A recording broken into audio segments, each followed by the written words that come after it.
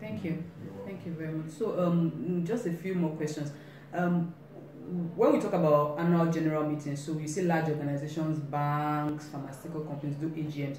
I know definitely I don't think a business name should be doing an AGM, but there are smaller limited liability companies that they are not like Laomi Olatunji Nigeria Limited. Okay. They are not yet as big as First Bank PLC. So do we still have to do an annual general meeting? Okay, before I answer that question, let me crack a joke here. One of the questions I asked my business my students during business sessions is on, I try to look for those that are already doing business and they registered as a limited liability company. So I would ask them, where do you do your AGM?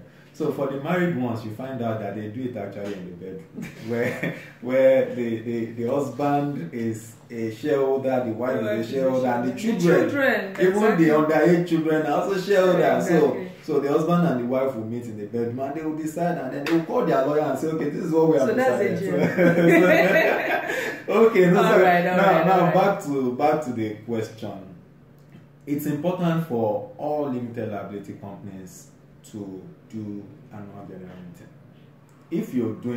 If you're registered as a business name, the law does not mandate you, it doesn't mandate you, but I would usually advise that in as much as you're starting small, you should aim towards those things that makes limited liability company to be limited liability company. So it's like a culture that you need to develop. Yes, even though the law does not say you as a business name owner should do AGM, you should do it, because many things happen at the AGM, they are expected to happen, and under the law they are mandated to happen. So the essence of the AGM is to have a comprehensive discussion about the health of the company. That summarizes it. So you will see the directors come forward to share what is the summary of the status of the company. You will have the auditor's report.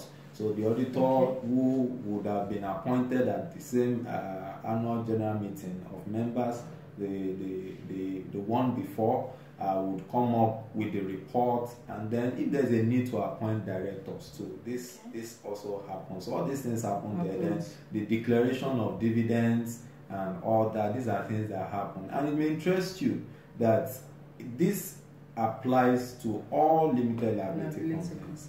And irrespective of the size. Yes, irrespective of the size. And this is also something that happens.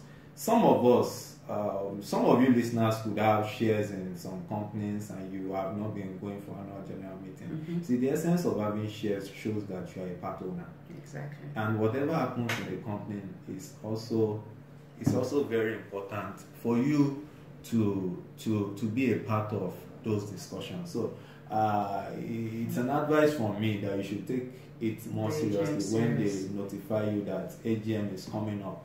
So other than that, there are also key things that regulate the AGM. For instance, as a member of the company, you're supposed to be given notice of the fact that the AGM is coming up. Yes. And then in that same notice, they would have stated the venue, the date, the time, even the things that are to be deliberated. It will interest you that anything that is not stated as something that should be deliberated by law is not supposed to be deliberated on at the AGM. So like the agenda, they have to be strict. There must be agenda and they must follow those agendas. Okay.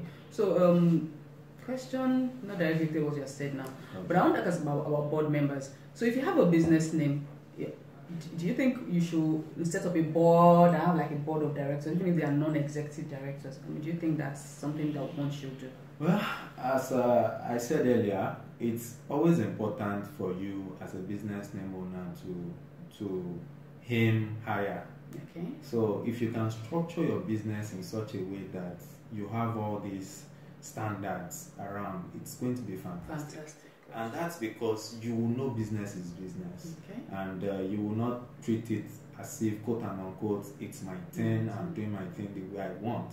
So that will give you some checks and some balances, and then you can cross-check ideas with people, even though you may not make them directors on your paper, in your CAC documentation, but you can appoint them. You can tag them whatever you want to tag them. They could be your mentors, they could be non-executive directors. Just create a niche for them, and then give them a specification. Let them know what is expected of them. So they could even be your accountability partners. Great. The essence of it is to make sure that you give structure to your business. That's very good. That's very good. So almost last question now. You know, talking about having an AGM. So I'm asking about annual returns. What exactly does it entail, and why should we even do it? Well, all businesses should take note of this. Annual returns is applicable to all forms of businesses. There used to be a notion that only limited liability companies are supposed to be filing their annual returns, but annual returns is very significant to all forms of businesses. So we start this way. In the first place, what is annual returns? Let's take the legalese from it, and let's just try to look at it from the grammatical perspective. Annual returns. So that means that you're supposed to return annually. So I'm taking it from the end and using the end to start. So you return annually. Then where do you return to? You return to the CAC. So CAC is simply saying that you should always return to us annually. So the question is, what do I return to you for? So if you're a business name owner, the essence of your annual return is just make sure that you return annually to update them that your business is still in existence, the nature you are still doing is the same, and then sign by the partners or the sole proprietor as the case may be. It's just a form they will give to you.